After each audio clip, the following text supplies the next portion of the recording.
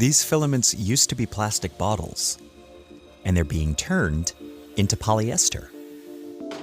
The fabric makes up more than half of all of our clothing. And one company in India called Sri Ringa can turn about 1.5 million plastic bottles into polyester in a single day. That is going to be almost more than tripled in the next couple of years. Turns out there's plenty of appetite for it. More and more fashion brands like Adidas, Nike, and Shein are trying to increase the amount of polyester made from recycled plastics in their lines, often marketing them as more sustainable. But why is so much of what we wear made from plastic to begin with? And how do you turn a bottle into clothing? The Sri Ringa company spins about 25 metric tons of polyester on a daily basis. The founder, K. Sankar, is proud of every filament his factory spins, but it took him decades of trying to get here.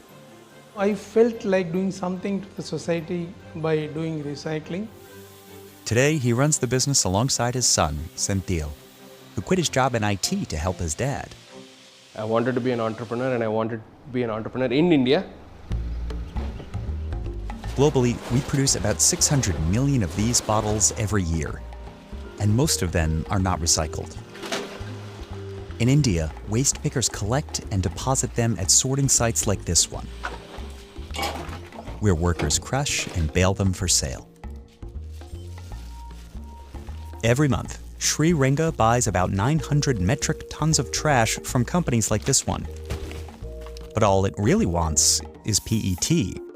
That's short for polyethylene terephthalate, one of the most common types of plastic. At Sri Ringa's factory, the first step to getting it is separating the valuable bottles from the caps, labels, and glue. Mixing in other plastics could ruin the final material. But getting to pure PET is pretty time-consuming. We have a lot of advanced sensing technologies which are used to separate PET, PVC, all the other plastics. Bottle caps are usually made from polypropylene, a kind of plastic that Sri Ringa doesn't recycle. So they sell them to another company that makes lead-acid battery cases. And all of the dirt and sand they collect from washing the bottles is pressed with ash to make bricks that decorate the factory floor. Then, machines crush the bottles into flakes. The bagged flakes are then loaded onto trucks and delivered to another part of the factory.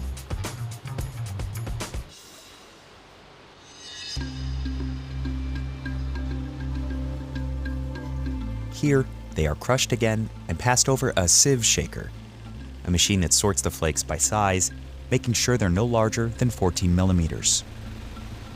Smaller particles falling to the shaker's bottom are used again to make PET pellets.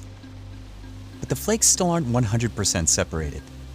After a quick rinse, machines transfer them into a float tank. Here, the PET will sink, and other plastics can be skimmed off the top. They are then washed 10 times to remove any remaining dirt and glue. Nothing is wasted in this factory. That water is again used back. The plastic is rinsed one final time, leaving behind clear flakes, which are dried and loaded into these sacks. Now, it's time to turn them into fiber. And PET is uniquely suited for this purpose. It has long chains of molecules that hold tightly together, creating lightweight, flexible, and strong materials.